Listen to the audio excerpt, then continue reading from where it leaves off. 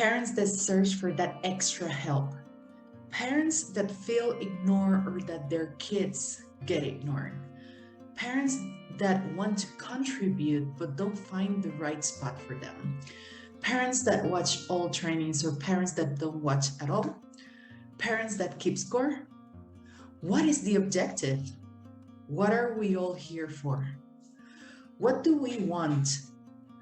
How can we communicate to get answers? What will give us peace of mind? How can we know if our kids are getting what they need? If is it too little? Is it too much? Hello everyone, my name is Leilani Torres. I'm your artistic swimming mentor, and I will be talking straight towards parents. Thank God I'm a parent, so that I can relate to you as much as possible in this matter and in this sport. And I know that this is a big issue, so listen up, because hopefully we can kind of help each other out, and I can contribute to your own experiences. So let's get started. So the first thing I want to say is the parent coaches communication is a two-way communication, right? We do need to be very aware of this. This is the part 2 of another talk that I did last week about coaches with parents. This is parents with coaches. So is that two-way communication, or is it parent with board, parent with club, parent with athlete? The important thing is that we understand that there are different parts, different points of views, and that there might not be a good or bad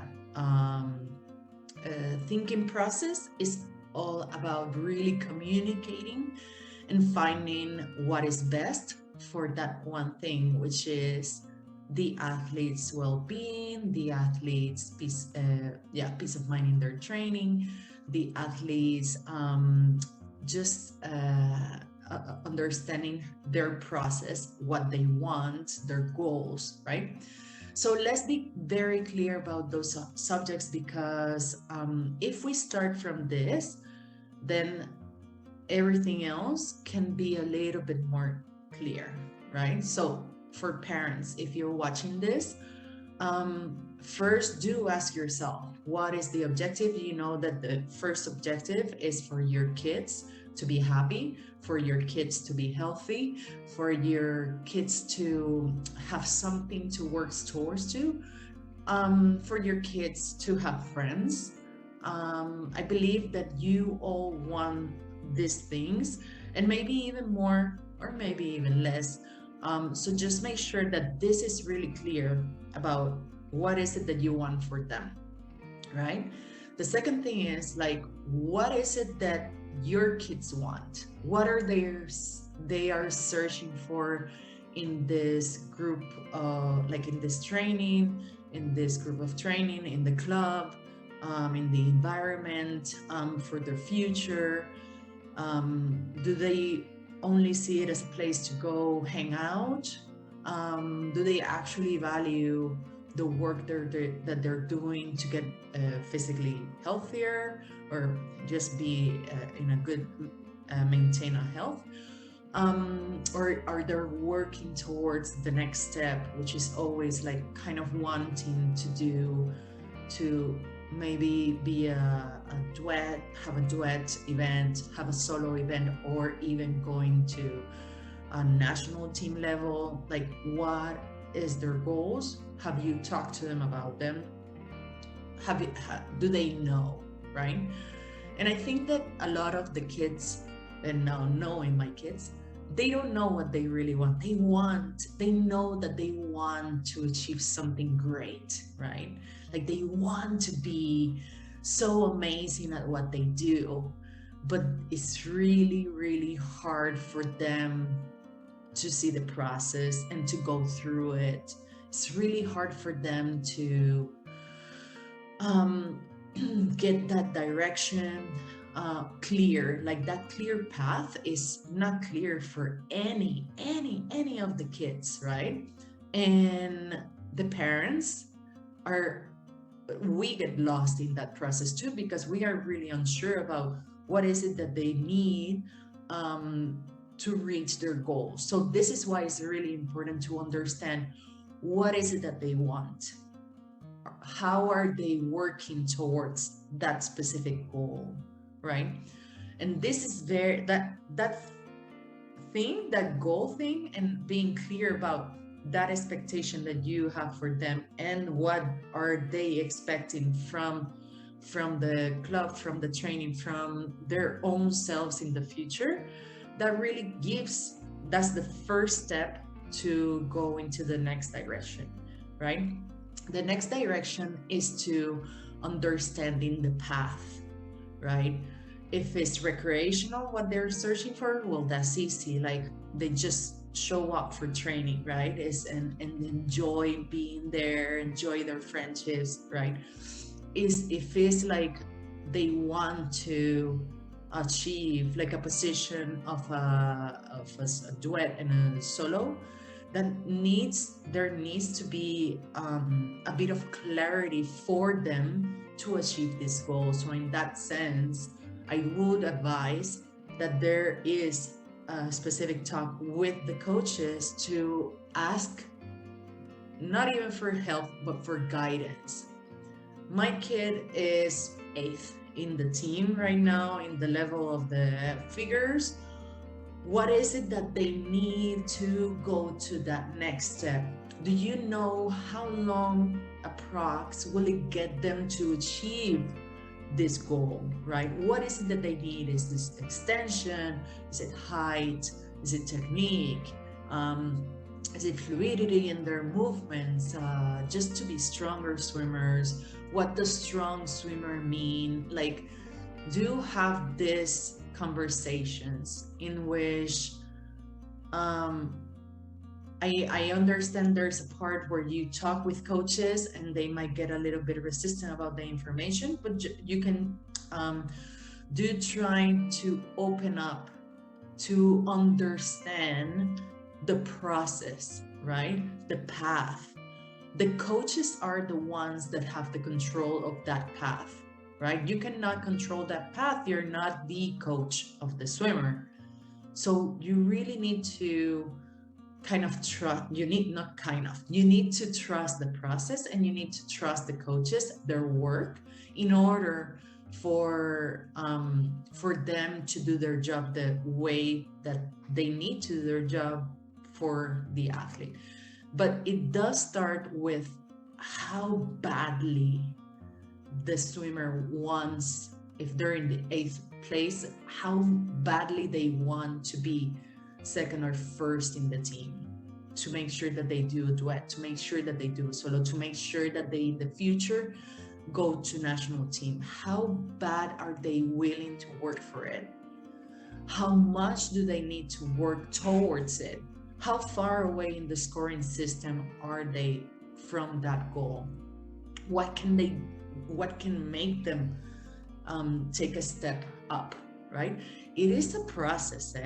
When we want swimmers to get better in their process, in their learning process, it takes time. Not like there's like a conscious thing that needs to kind of click in order for them to understand how much, let's say for a split, how much it needs to hurt in order for them to achieve this much of that little extra closer to the floor. You know what I mean?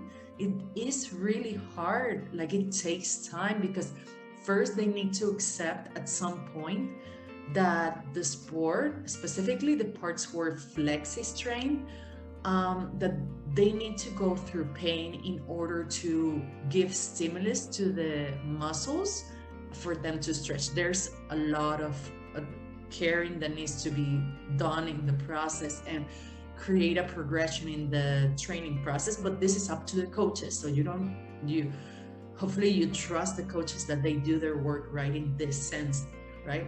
But I'm talking about the athlete.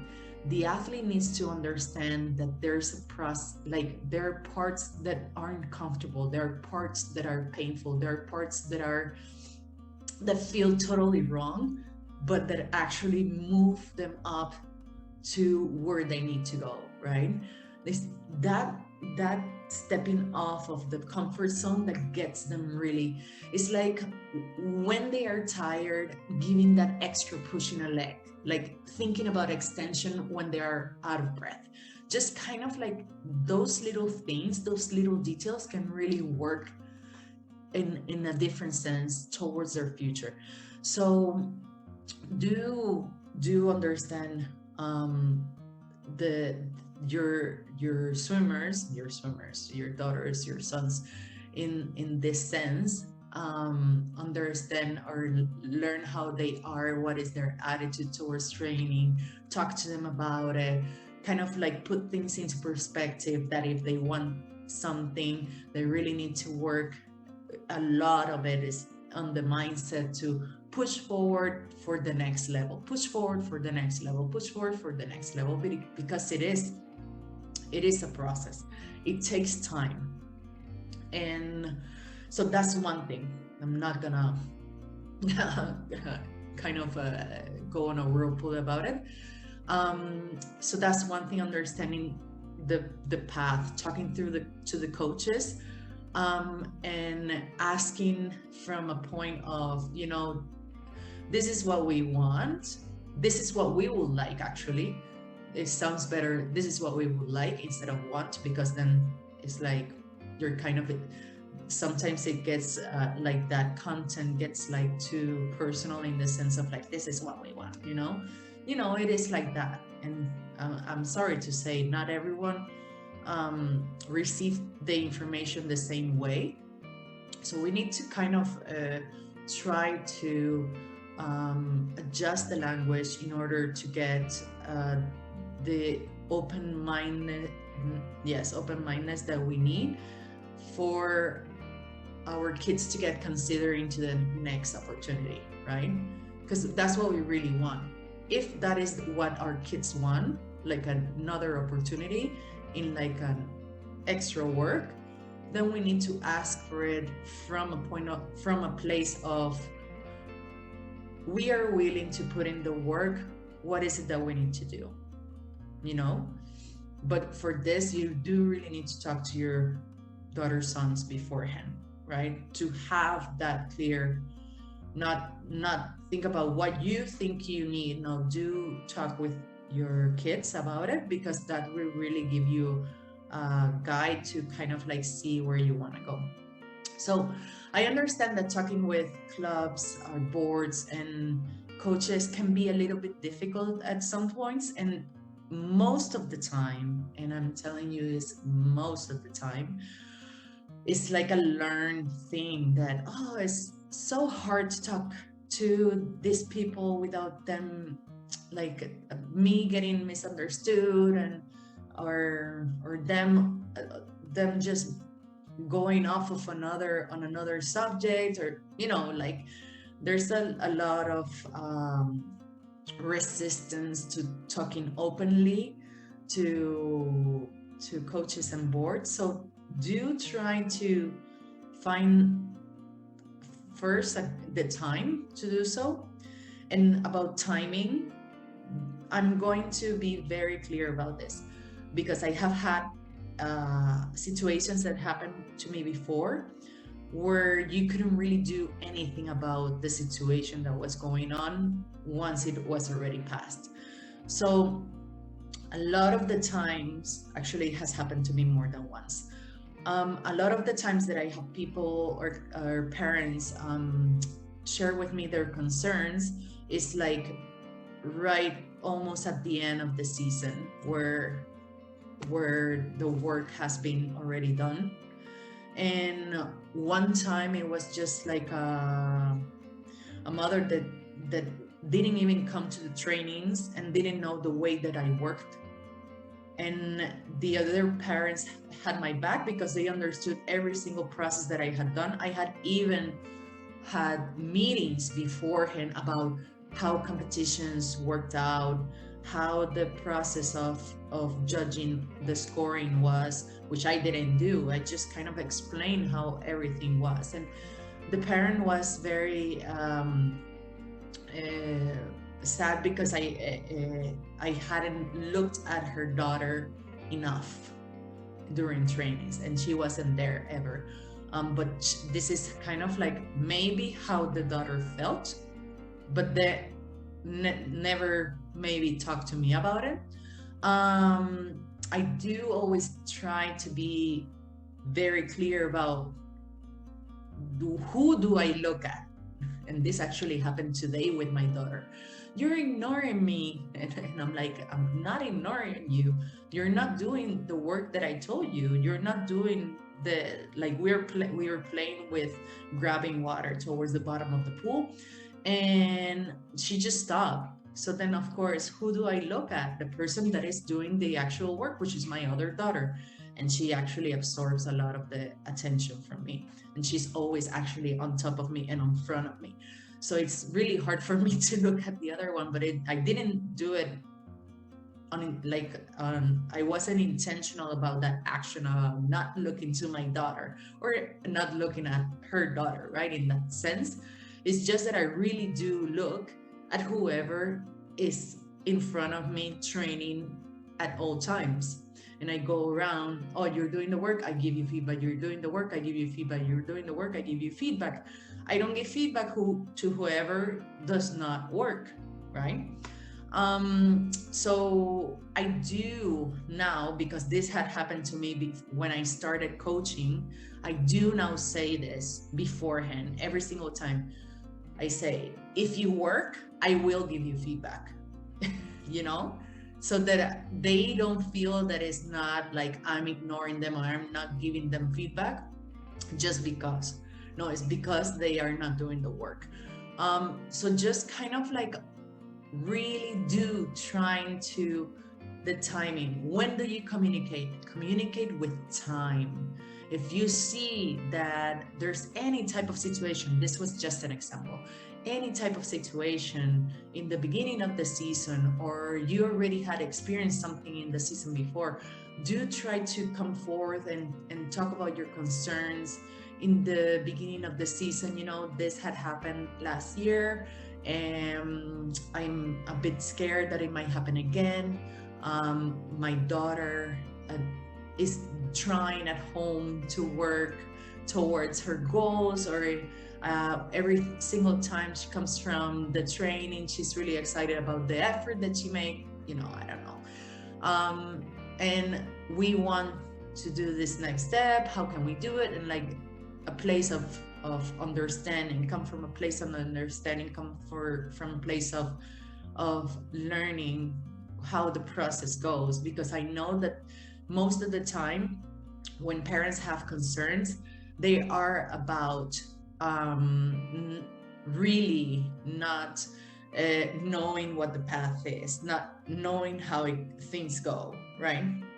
So hopefully in parents meetings you can address this subject, and hopefully before parents meetings you can do write down your expectations and see if you can have them cleared down at the beginning of the season.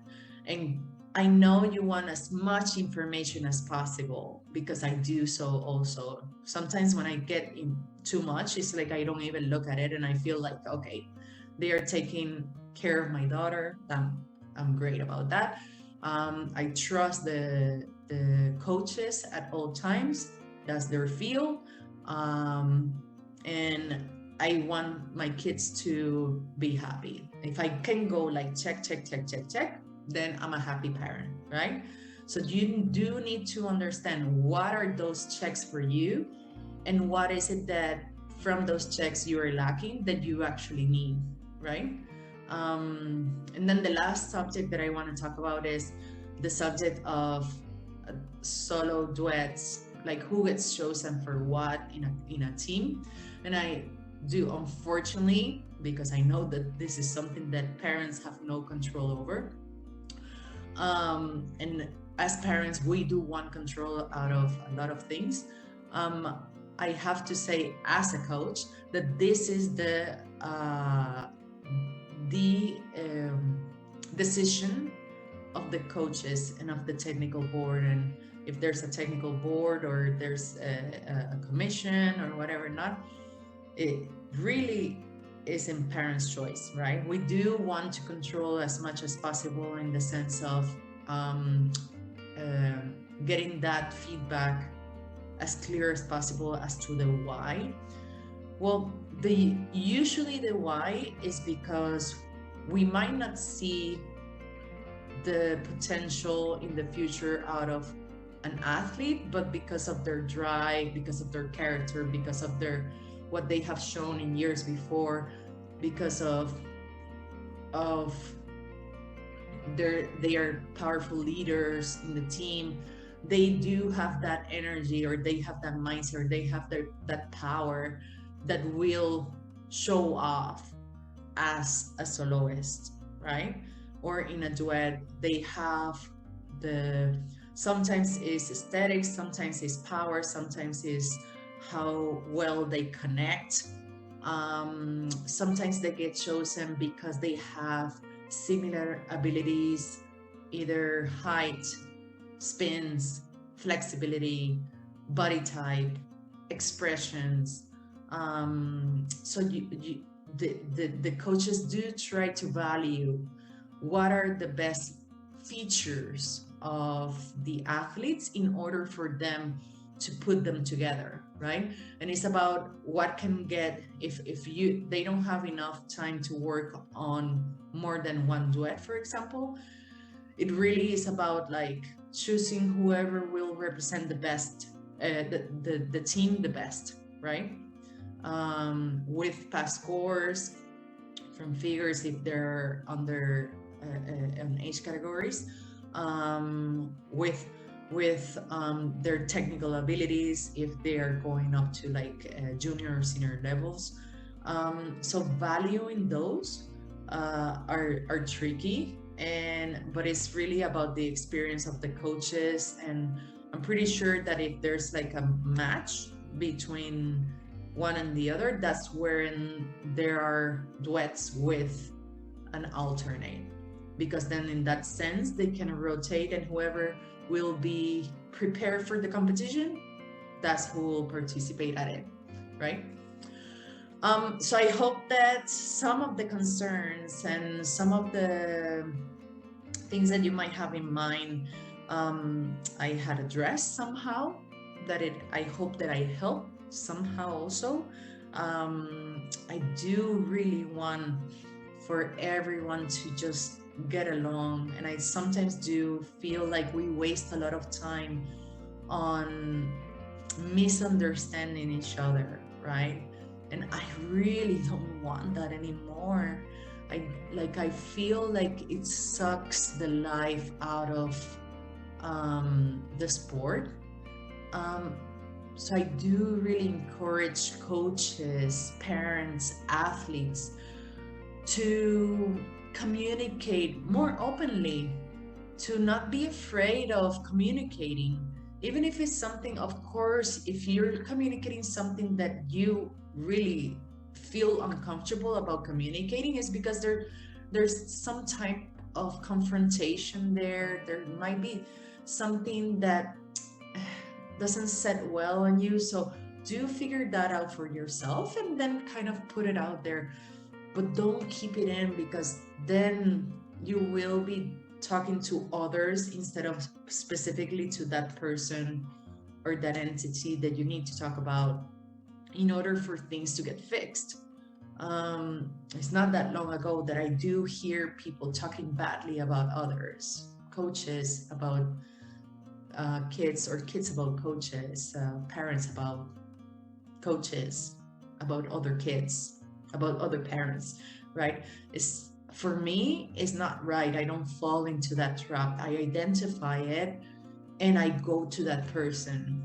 What is it about you? What's going on? What's going on? What is it about that situation that sparks some negative sensations in you? Let's talk about that, right? Like, because really what that is doing for you is nothing. Like, you're not really growing out of this relationship, out of that focus. You don't want that focus. You don't really don't want to focus on something that takes energy out of you, out of your own progressions, potential, and growth. So really, what is it about other situation that sets that is triggering that negative side of you? And let's talk about that. Do make that exercise, because once you do that exercise, it's like, whoo, you start noticing where your fears really are coming from. Like, what is really the fear of a parent of not getting watched from a coach? Yeah, like that they get ignored, that they feel that they are not worthy, that they feel like they haven't fulfilled um, their goal, right? Like, it comes from other things, right? Other uh, mindset. So do exercise the mind. Well, I hope that this helped for you today. I hope that I kind of planted a little seed in your head. And if you liked it, please do share, and we will stay in touch. Take care. Have a great week. Bye.